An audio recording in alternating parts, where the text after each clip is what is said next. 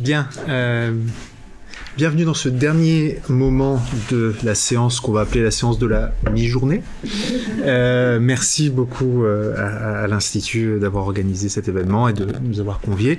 Je vais commencer par adresser tous nos vœux de rétablissement à notre collègue Madame la professeure Nathalie Braque, qui devait faire partie de ce panel et qui est malheureusement dans l'incapacité de l'être, et ce qui explique aussi que ce panel est dans ce qu'on appelle en mauvais anglais et donc en mauvais français un manel. Donc voilà, c'était pas le moment le plus glorieux, mais en tout cas il y a une explication à cela. Donc, ce panel est consacré, et je reprends mes notes, à l'Europe des institutions et des sociétés vue par les citoyens et les citoyennes européens et européennes. Et pour ce faire, nous avons donc deux intervenants qui vont, et si ça vous dérange pas, on va le faire dans l'ordre alphabétique. Donc Alvaro, tu passeras en deuxième. Donc deux intervenants qui vont nous parler de ces enjeux. À ma gauche, et toujours à ma gauche, Martin Delex, qui est professeur de théorie politique à l'Université libre de Bruxelles et qui mène des recherches sur les théories de la démocratie et les rapports aux questions migratoires, notamment récemment sur les marxismes et le populisme, ainsi que sur la notion de frontière. Et je vais à ma droite, en tout cas géographiquement, physiquement, Alvaro Oleart, qui est chercheur qualifié au FNRS, donc au CEVIPOL, le Centre d'études de la vie politique de l'ULB, et qui travaille sur les interactions entre les sphères publiques européennes et nationales à travers les thématiques de la politisation. Alors ça, c'était ton travail sur la politique commerciale de l'Union européenne et sur la participation citoyenne, qui est donc l'étape suivante que tu as conduite quand tu étais à Maastricht. Et on va commencer sans plus attendre. Je vais céder la parole pour 10 minutes maximum à Martin Delex. Martin. Merci beaucoup, merci pour l'invitation et joyeux anniversaire à l'Institut d'études européennes. Je suis ravi d'avoir l'occasion de présenter dans ce cadre et de revenir un peu sur ce qui me semble être une évolution du rapport des citoyens européens avec leurs institutions, et aussi, ce qui est un point de vue qui m'est cher dans l'étude de l'objet européen, le point de vue des citoyens non européens. Et donc j'aimerais ici vous présenter une réflexion sur le rapport que l'Union européenne entretient à son autre, et à ce qu'on pourrait appeler un autre constitutif. Alors qu'est-ce que j'entends par autre constitutif? Et pour éclairer un peu mon propos et l'ancrer théoriquement, j'aimerais revenir à une figure qui est relativement abjecte de la théorie politique, mais avec laquelle il me semble néanmoins nécessaire un peu de réfléchir de temps en temps, qui est la figure du théoricien du droit allemand Carl Schmitt. En 1932, il publie ce qui est une édition révisée d'un texte originellement rédigé en 1927, qui s'intitule La notion du politique, qui est une version radicalisée du premier texte au vu du contexte politique allemand, et dans lequel il défend l'idée selon laquelle un peuple, pour pouvoir s'organiser légalement sur un territoire délimité, doit nécessairement, pour ancrer en fait son principe d'unification, se donner un autre constitutif avec lequel le type de rapport qu'il doit entretenir est tout à fait déterminé. Le type de rapport qu'il doit entretenir doit être un rapport d'opposition, une opposition de nature existentielle, donc qui doit mettre en jeu la survie du groupe, et qui doit donc se reposer sur l'idée même d'une menace.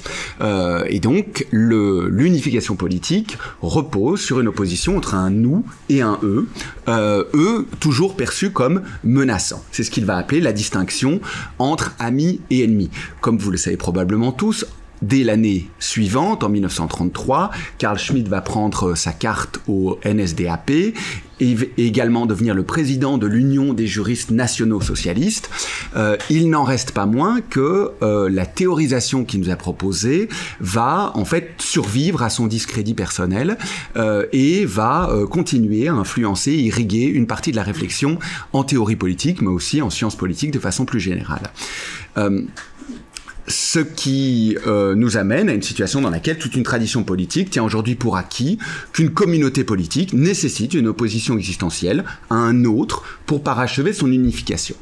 Ce qui est intéressant, c'est que pendant longtemps, l'Union européenne a démenti cette thèse. Et l'Union européenne a apporté la preuve qu'il était tout à fait possible de construire en fait une forme d'intégration politique qui ne repose pas sur nos positions géopolitiques. Et si on revient au fondement, aux sources même de l'Union européenne, on voit que dans un premier temps, alors que différentes options s'offraient aux dirigeants européens après 1945, ce n'est pas la haute voix en quelque sorte de la négociation diplomatique et de l'opposition géopolitique qui a été retenue pour ancrer l'Union européenne et lui donner une identité, mais c'est en fait paradoxalement, dans ce qui pourrait de loin être vu comme des arrangements entre boutiquiers, une intégration et une régulation de secteurs économiques certes cruciaux, stratégiques, mais une régulation économique, et c'est par ce détour que va se construire l'Union européenne.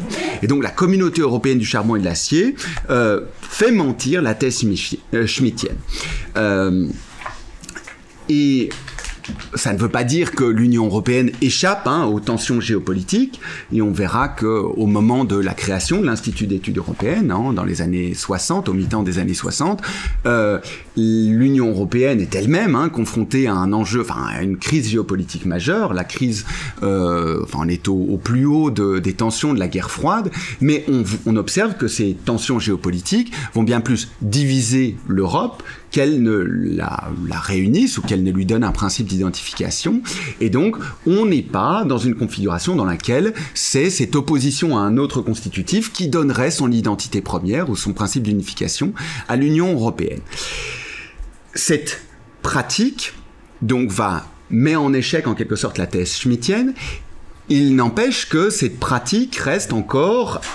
De ce point de vue-là, on a certaines déclarations qui viennent l'invalider. On peut repenser à la déclaration Schuman, par exemple, dans laquelle l'idée d'invalider cette approche schmittienne est plus ou moins explicite, mais elle ne se concrétise pas ou elle ne s'ancre pas dans ce qu'on pourrait appeler une définition théorique à proprement parler de cette opposition au schème schmittien.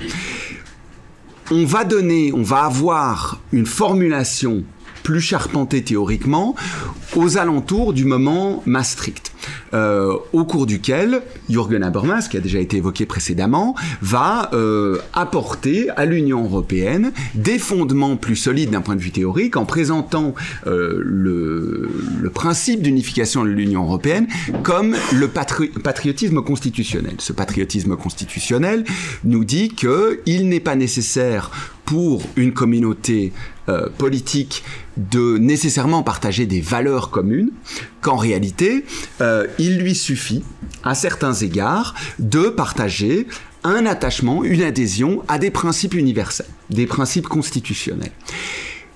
Cette thèse a parfois été tournée en ridicule, où elle a été présentée de façon un peu caricaturale comme étant, en fait, trop abstraite, trop froide pour pouvoir susciter l'enthousiasme et l'adhésion des Européens.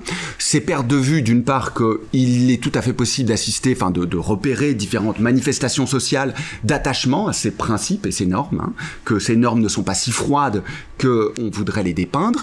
C'est oublier également que cette idée du patriotisme constitutionnel, elle a elle-même une histoire, elle est ancrée dans le débat allemand, et elle ne passe pas simplement par une adhésion immédiate et sans médiation à ces valeurs universelles. Elle passe en fait par un travail critique historique. C'est d'abord et avant tout l'idée selon laquelle il faut entretenir un rapport à sa propre histoire, mais entretenir un rapport à sa propre histoire qui est passé au crible de certains principes universels. Et donc, ce patriotisme constitutionnel peut se voir aussi comme une démarche de critique historique, en fait, de retour, de travail de mémoire critique par rapport à sa propre histoire. Ce qui veut dire que, en quelque sorte, Jürgen Habermas prend Schmitt à son propre piège. Il va maintenir l'idée d'un autre constitutif, mais le rapport à cet autre constitutif, d'abord, n'est plus un rapport d'opposition pur et simple. Il n'y a pas de menace existentielle. Et puis surtout, dans le patriotisme constitutionnel, ce qui est intéressant, c'est que l'autre constitutif, c'est l'Europe elle-même. Ou plutôt, c'est son passé génocidaire, c'est son passé totalitaire. Et donc, l'autre constitutif de l'Europe, ça devient cette histoire dont il faut réussir à se distancier, dont il faut réussir à se départir. Pourquoi est-ce que je vous raconte ceci ? Eh bien parce que ça a pu amener à l'idée ou à la description relativement flatteuse de l'Europe comme étant désormais une puissance normative qui du coup ne s'affirmerait plus dans le monde comme étant une projection diplomatique et militaire à l'étranger, à l'extérieur, mais plutôt comme étant le faisceau à partir duquel est supposé se diffuser un ethos démocratique. Cette description, elle est enthousiasmante, on a envie d'y adhérer. Il n'empêche que la désillusion, en quelque sorte, par rapport à l'Union européenne, est à la hauteur des espoirs qui avaient été suscités. Et que ce qu'on observe aujourd'hui, c'est qu'en fait, partout, dans tous les États membres de l'Union européenne, de plus en plus, il y a une montée en puissance de partis et de courants de pensée ethno-nationalistes qui qui bâtissent leur succès sur une réactivation du thème schmittien.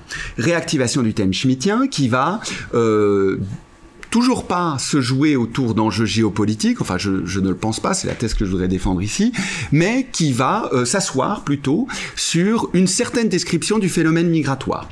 Une description dont la définition quasiment chimiquement pure nous a été donnée dans un texte rédigé par un écrivain raciste et xénophobe francophone, Renaud Camus, dans Le Grand Remplacement, et qui a ce mérite en quelque sorte de montrer un peu la façon dont est recadré le débat migratoire, puisque il s'agit plus de le présenter comme étant un phénomène social qui a cette dynamique propre et qui du coup a des effets disparates et dispersés, mais il s'agit de le présenter comme une opération politique concertée, délibérée, orchestrée, qui sert et qui est organisée pour défendre des intérêts bien précis. Et donc il s'agit de représenter l'immigration non seulement comme une menace existentielle, mais en plus comme constituant un E structuré et organisé contre lequel peut se construire un nous.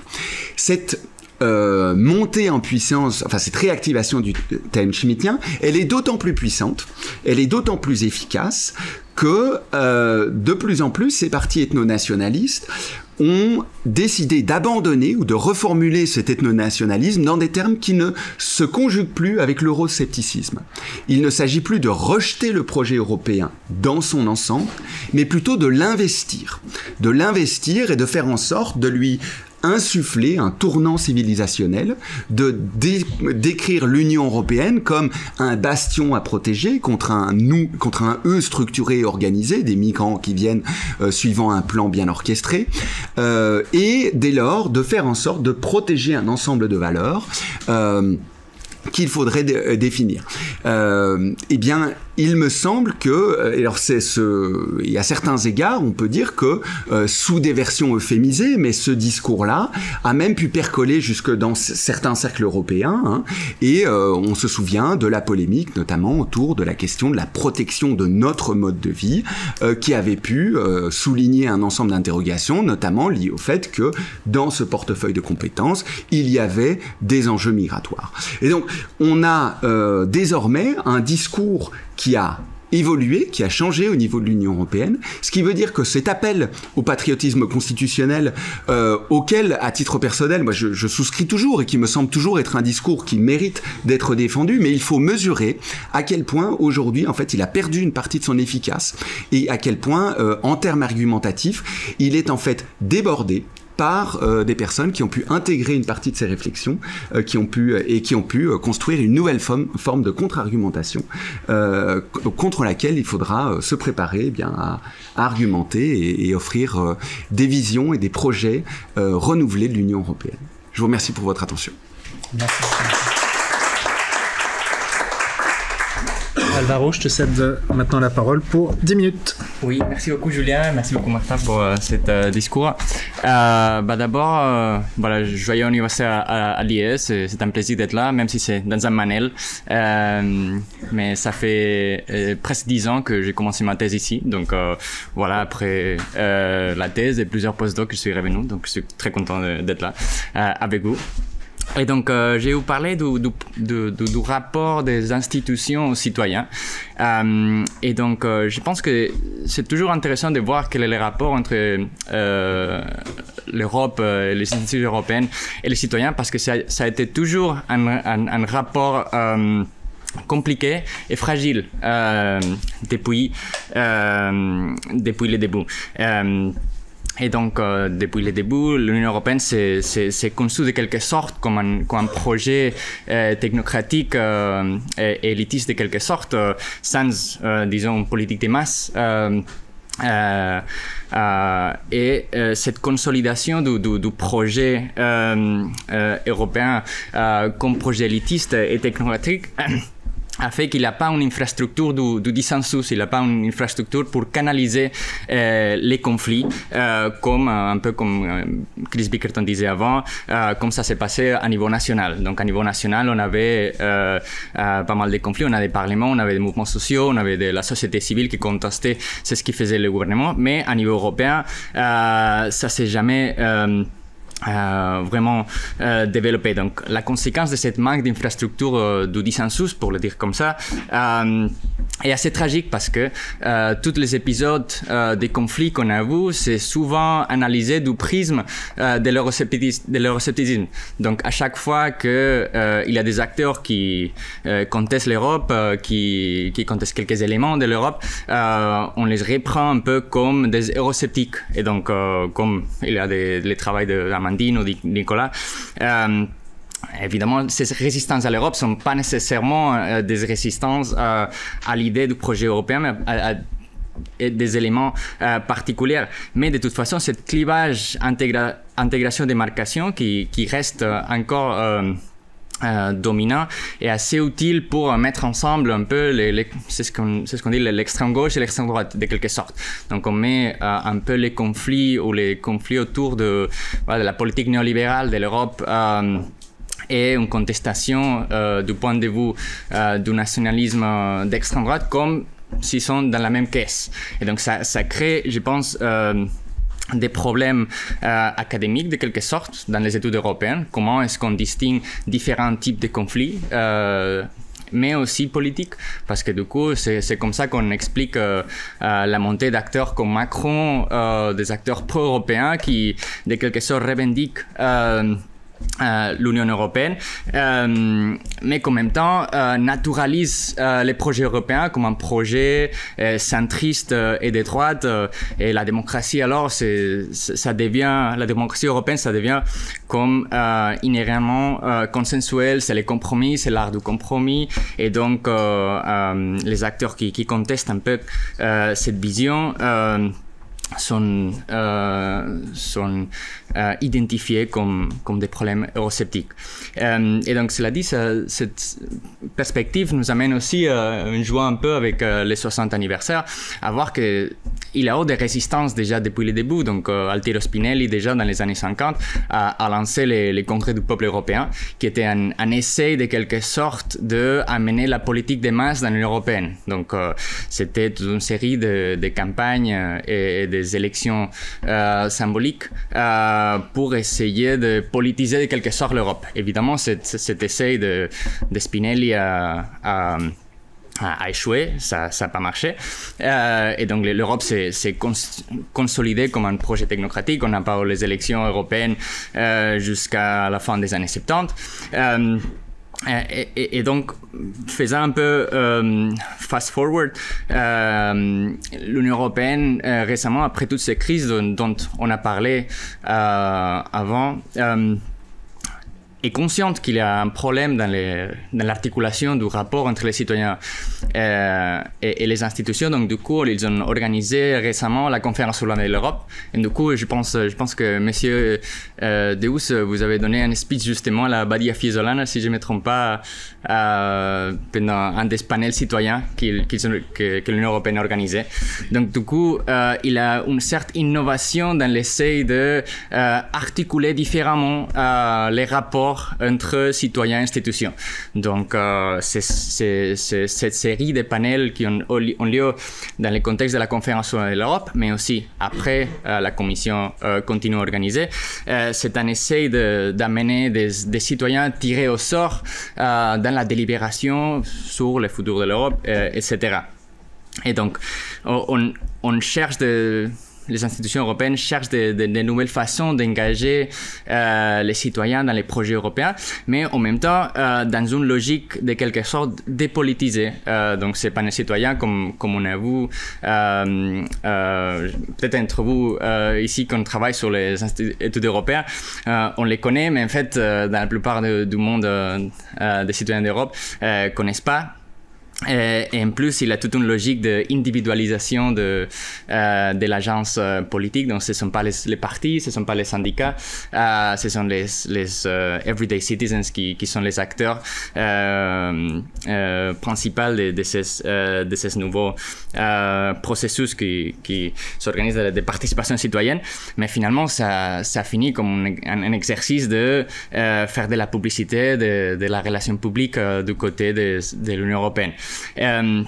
Et donc, j'arrive un peu à la thèse que je voulais défendre. C'est en fait, on a besoin de plus de conflits et on a besoin des structures, des façons de canaliser les conflits politiques qui existent déjà. Il y a des inégalités structurelles qui existent dans la société. Et donc, il y a des façons de canaliser ces conflits à niveau national. Mais à niveau européen, on a toujours du mal à articuler ces dissensus. Et l'Union européenne essaye de quelque sorte de faire quelque chose, mais en même temps, le fait de façon qu'il neutralise les conflits. Donc, on voit bien qu'il y a toutes ces crises. On organise des panels citoyens avec des acteurs qui, de quelque sorte, on peut contrôler. Et on peut... on peut justement canaliser les conflits d'une façon neutre, consensuelle, etc., etc. Et donc, justement, cet imaginaire de la démocratie comme compromis, comme consensus, c'est peut-être un des obstacles principaux pour la démocratisation de l'Union européenne. Donc, c'est peut-être le moment déjà de normaliser les conflits politiques autour de l'Europe, de l'Union européenne. Finalement, contester la contestation, c'est nécessaire, c'est un élément principal de la démocratie. On a besoin de quelque sorte de plus d'acteurs collectifs transnationaux. Donc, on a des syndicats qui sont assez mobilisés à niveau national, mais à niveau européen, ça reste des syndicats très faibles qui jouent un rôle plutôt comme un autre lobby. Donc, on a toute une série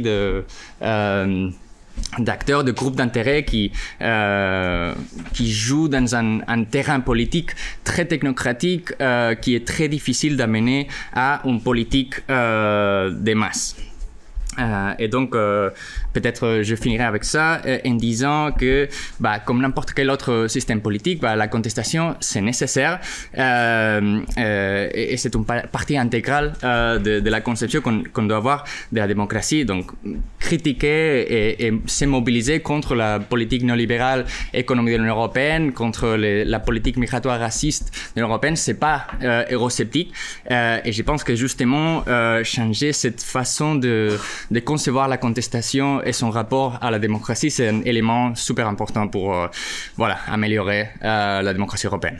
Voilà, j'ai fini cela. Merci. Merci beaucoup. Bien. Merci. Je vais juste rajouter 2 points pour lancer la discussion. Je pense que le premier, c'est que Martin, tu es très indulgent, puisque moi je dirais que ça fait 20 ans que l'Union européenne poursuit une politique frontalière et migratoire d'extrême droite. Par beaucoup d'aspects, et qui est fondée sur cette idée que l'entrée d'étrangers sur le territoire des États membres est indésirable, sauf à certaines conditions. Et je pense qu'il faut durcir ce point-là, même quitte à l'exagérer comme je suis en train de le faire, et je pense qu'il faut nécessairement le mettre en avant, parce que ça permet aussi de souligner en creux quelque chose, qui est que les projets politiques et les programmes politiques de ces partis ethno-nationalistes dont on est très surpris qu'ils vont remporter les prochaines élections européennes, en fait, ils sont déjà en application et ils ne marchent pas. Je crois que c'est un élément qui est très important et il n'est pas forcément catastrophique de dire que l'Union européenne, en matière de contrôle des frontières et de contrôle migratoire, met en place des politiques qui sont des politiques illibérales, parce que précisément ça permet d'ouvrir cette discussion-là. Et à ce titre-là, pour revenir sur la discussion précédente, les États illibéraux ne sont pas toujours ceux qu'on pense, confèrent l'État belge et les milliers de décisions non appliquées en matière d'asile et de migration. Donc effectivement, parler des Hongrois et des Polonais, c'est une chose, mais je pense qu'il faut aussi nettoyer devant sa porte à certains moments et éviter les clivages un petit peu faciles, Europe du Sud, Europe du Nord, Europe de l'Est, Europe de l'Ouest. Donc premier point à mon avis autour de ça. Et je pense que le deuxième point, les deux présentations se parlent, c'est que précisément parce qu'on considère que toute critique de l'Europe est nécessairement eurosceptique et qu'on ne met pas en place des infrastructures de dissensus, ça facilite la prise de position de la part de ces partis ethno-nationalistes. Ça empêche de voir les liens qui existent entre les politiques européennes qui sont mises en place et ces propos et ces discours ethno-nationalistes anti-immigration. Et je pense que les deux vont ensemble et permettent à certains de ces partis politiques de critiquer l'Europe et de dire qu'elle n'est pas suffisamment dure par rapport aux questions migratoires, tout en participant au gouvernement même qui prennent les décisions à ce sujet-là. Hein, l'extrême droite elle est au pouvoir dans un certain nombre de pays européens. Donc là, il y a un élément qui est très intéressant et qui permet aussi, par certaines forces plus centristes, tu parlais des macronistes, mais c'est pas les seuls, de justifier l'alignement sur ces positions d'extrême droite en matière migratoire et frontalière en disant c'est ce que les citoyens veulent. Et nous, l'Europe doit protéger, l'Europe doit écouter les citoyens, et c'est ce que les citoyens veulent, c'est ce que les citoyens... Enfin, sauf qu'on ne sait pas ce que les citoyens veulent, puisqu'on ne crée pas, comme tu l'as souligné, ces infrastructures-là. Et je pense que cet élément-là, il est vraiment critique, et il explique, à mon avis, ce qui semble devoir se jouer aux prochaines élections, où, je le rappelle quand même, on aura un ancien directeur de l'Agence européenne pour le contrôle des frontières extérieures qui se présente sur une liste d'extrême droite. Ce qui est quand même... Donc la grande découverte, c'est en fait il aimait pas les immigrés, ça voilà, dans la confirmation, c'est une surprise, mais c'est quand même quelque chose à garder à l'esprit. Voilà, sur cette ouverture un petit peu, je grossis le trait, je le pousse à dessein, mais je me rappelle que dans ces murs il y a quelques années, on a eu quand même une discussion sur le fait que les résultats des élections italiennes à l'époque c'était la faute des migrants, ce qui était quand même pas très réjouissant. Merci beaucoup. J'ouvre la salle aux questions et aux commentaires. Monsieur, au fond. Oui, quelques réflexions pour les premiers orateurs. Je ne suis pas sûr qu'il faut citer Carl Schmitt pour dire ce que vous avez dit, parce que, enfin, toute communauté politique se définit par son identité ou les traits, disons, qui rassemblent un certain nombre de personnes ou de groupes, et aussi par l'opposition aux traits d'autres groupes avec lesquels il ne s'entend pas bien. Mais ça, il ne faut pas citer Schmitt pour dire cela. Alors, je suis en désaccord avec vous et sur le point que vous avez dit que l'intégration n'avait pas des ennemis ou d'autres... Évidemment qu'il y en avait pour les fondateurs de l'intégration.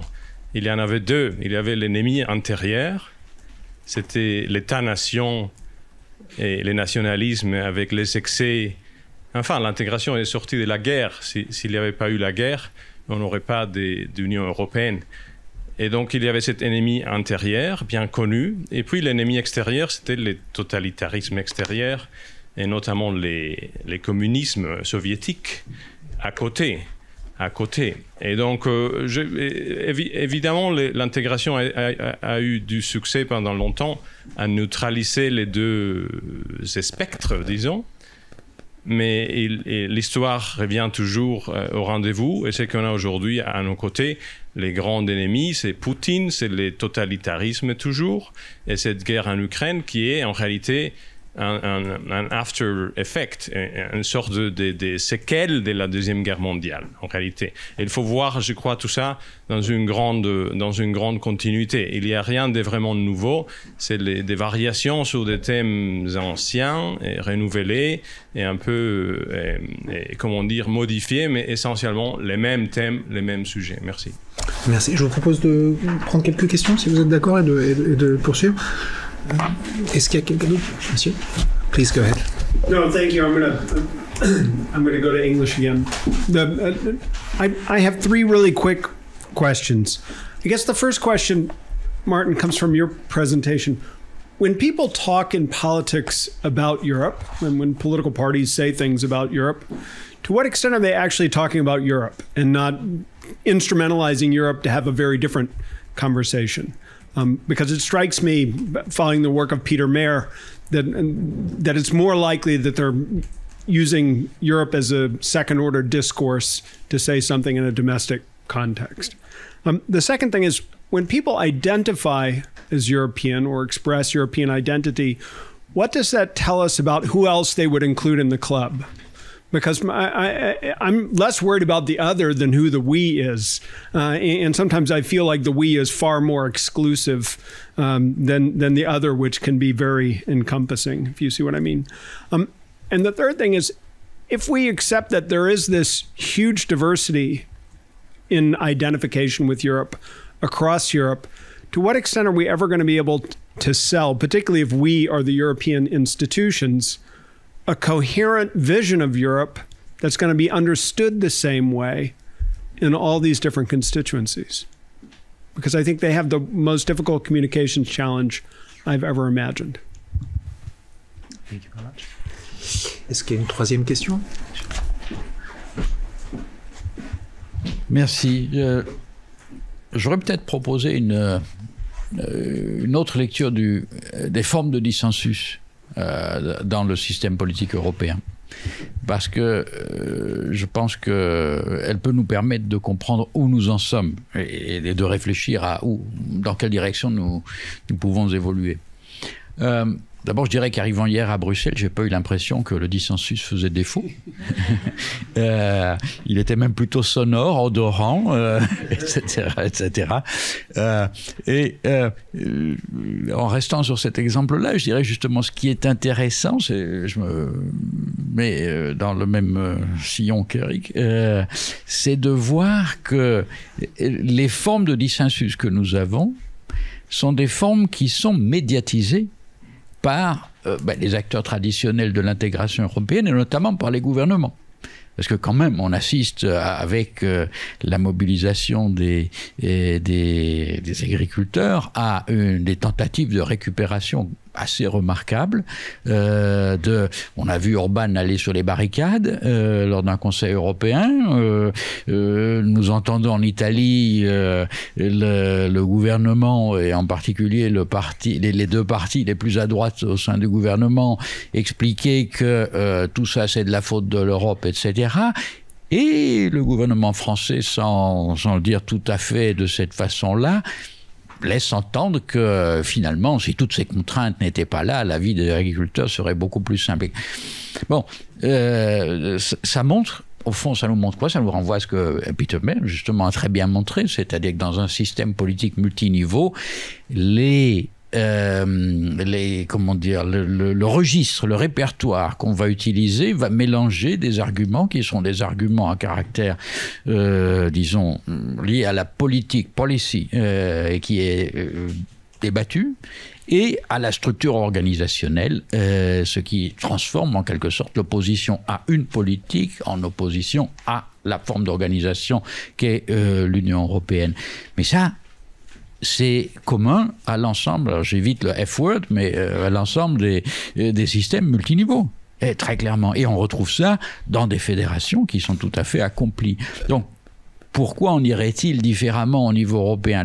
La question que je trouve Alvaro a très bien posée, c'est pourquoi n'assiste-t-on pas à des formes de mobilisation plus direct d'acteurs transnationaux, finalement, unis par une même cause.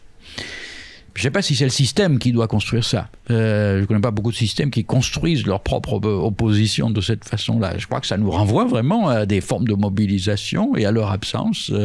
C'était aussi un peu la question que posait André Sapir sur les faiblesses de l'Europe sociale. C'est parce que, disent très simplement, tous les partis de gauche ne veulent pas d'une Europe sociale. Et on peut faire le même raisonnement sur à peu près tous les clivages qui peuvent exister au sein de l'Union européenne. Donc moi, je serais moins top-down dans l'analyse. Je pense qu'il faut se poser la question dans un sens bottom-up. Merci beaucoup. Je vous propose de répondre, de réagir à ces différents commentaires et observations. Et je ne pense pas qu'on aura le temps de prendre un second round. J'essaierai de faire court, mais pour te répondre d'abord, Je partage la sévérité du constat, mais je pense quand même, et c'est peut-être une déformation professionnelle, mais c'est comme je travaille dans le domaine des idées, je reste quand même attaché au discours. Et je pense que c'est important de noter qu'il y a des pratiques en matière de contrôle migratoire qui sont proches de recommandations de l'extrême droite depuis une vingtaine d'années. Néanmoins, il y a un discours qui n'est pas celui de l'extrême droite. Et il y a une disjonction entre pratique et discours. Ce qui a pu être caractérisé par des auteurs spécialistes dans le domaine comme Sandra Lavnex, par exemple, d'hypocrisie institutionnalisée. Elle le décrit comme ça. Et je pense que la caractérisation est intéressante parce que il y a quelque chose à sauver dans l'hypocrisie. C'est que l'hypocrisie, c'est toujours l'hommage que le vice rend à la vertu, et que il me semble quand même que dans le fait de ne pas avoir adopté complètement un registre de discours qui en fait valide les thèses de l'extrême droite, ça permet quand même à des acteurs de se saisir de l'écart entre le discours et les pratiques et d'avoir un discours critique, de renvoyer les institutions à leur propre discours. Ce qui ne sera plus possible si demain l'extrême droite venait à dominer le Parlement européen et que on avait un président de la Commission européenne issu d'un parti d'extrême droite, par exemple. Donc ça me semble quand même quelque chose qui doit être relevé. Mais alors, par ailleurs, je suis tout à fait d'accord sur le fait de balayer devant sa porte. Je pense que c'est très important, et je pense que très souvent, les Hongrois et les Polonais ont bon dos. Et en matière migratoire, c'est particulièrement frappant. La France, par exemple, a pu prendre des positions aussi qui étaient extrêmement dures dans les négociations entre États membres, et en fait, s'est réfugié discursivement derrière les Hongrois et les Polonais. Et là, je pense que il y a quelque chose qui doit être nommé. Sur la pertinence de revenir à Carl Schmitt, ça je défendrais quand même l'idée, donc bien entendu on pourrait mobiliser des auteurs de l'anthropologie interactionniste, etc., qui font valoir que toute composition d'un groupe se fait par opposition à un autre, mais je pense que l'intérêt de la thèse de Carl Schmitt, c'est justement sa radicalité, c'est qu'il ne s'agit pas simplement de souligner le fait que on se distingue d'un autre groupe, c'est que cette distinction passe par une opposition existentielle. Et ce qui est intéressant, c'est que c'est ce qui va quand même alimenter une partie, alors il ne faudrait pas surestimer non plus le poids de Carl Schmitt dans la trajectoire du régime nazi, par exemple. En fait, il était quand même un peu marginal, mais c'est quand même quelque chose qui va justifier en partie la trajectoire des totalitarisme, qui va pouvoir un peu expliquer leur logique. Et je pense que l'Union européenne se construit en partie, consciemment ou pas, mais contre cette logique-là. Et moi, ce qui me semble intéressant, c'est de relever que, par exemple, dans les pères fondateurs, je vous rejoins, un de leurs ennemis, les pères fondateurs, c'est le nationalisme, effectivement, mais le nationalisme dans la mesure où, comme le disait Mitterrand, le nationalisme c'est la guerre, parce que le nationalisme se conçoit dans cette approche-là comme une opposition existentielle à d'autres nations. C'est aussi le communisme soviétique. J'ajouterais, en citant Jan Werner Müller, c'est en partie la démocratie populaire aussi, parce qu'il y a quand même une méfiance à l'égard de la souveraineté populaire à l'époque. Et donc, il y a une série d'ennemis, mais je dirais que ce qui est intéressant, c'est que quand même, l'Union va se développer, développer une pratique propre, etc. Et petit à petit, quand même, justement, dans cette pratique, réussir à surmonter en quelque sorte cette logique radicale de l'opposition existentielle. Et c'est ça qui me semblait intéressant de noter. Sur le... first, I think it would be a very good title, what we talk about when we talk about Europe. And second, I think, yes, it is interesting to look at the we. And the extent to which it is exclusive. And looking at the us, I think it's interesting to see how the us has morphed over the years and decades, and to see that it has taken a new shape now, and the whole discourse about le grand remplacement, I think, has been very influential in that, and maybe we don't pay attention enough to that. But it is true also that the we is quite exclusive, that it started earlier than that. We can recall the whole discourse, the whole debate about Turkey, for instance, and that in that regard there is much to unpack there as well. And I haven't had time to dive too much into that, but I think it's worth looking at as well. Thank you. Merci beaucoup. Alvaro. Oui, merci beaucoup pour toutes les questions. Je vais peut-être commencer avec la dernière. Merci beaucoup, M. Théus, pour la question. C'est vrai que c'est difficile de défendre ma thèse justement dans ces jours de manifestations d'agriculteurs. Mais en même temps, c'est intéressant aussi de voir la dimension historique. Les agriculteurs sont historiquement les seuls qui ont été capables, plus ou moins au cours du projet européen, de se manifester. Et justement, les rapports au gouvernement, c'est très intéressant parce que c'est pas par chance qu'il y a quelques gouvernements, notamment ceux qui sont plus à droite, qui de quelque sorte essayent d'instrumentaliser un peu cet élément, mais ça montre aussi la manque d'espace non exécutif. Donc finalement, tous les conflits à niveau européen, finalement, se canalisent souvent au Conseil, à la Commission, entre des États membres, quoi. Et donc ça pose aussi des questions autour de quel est le rôle de la société civile, des mouvements sociaux et aussi du Parlement et du Parlement européen. Je pense que vous posez des questions intéressantes. J'ai pas une réponse tout à fait cohérente, mais ouais. And maybe just to touch on the last dimension on your question on how are EU institutions going to sell a version of the European project that is more or less coherent across the EU. I think this is the question that the EU constantly poses itself, but maybe it's a problematic way of looking at it, because it's always a kind of PR exercise that we're looking at of how to find the right narrative instead of in fact just confronting the existing tensions. And one of the elements that I think for example is really not touched almost at all in European studies is the role of colonialism when in the European integration project. And there's a great book by Megan Brown on the seventh member state, right, referring to Algeria, the work of Peo Hansen that is currently in EUI and so on. And I think rather than looking at it as okay, how are we kind of best articulate a PR exercise and find the right narrative, why don't we just identify the real social conflicts that exist already in society and address them and take them in a political sense, not just they're these Eurosceptics populists that are there. Yeah, so thanks a lot. Merci beaucoup. Et je pense qu'on va arrêter là avec la permission des organisateurs et des organisatrices. Merci beaucoup. Merci.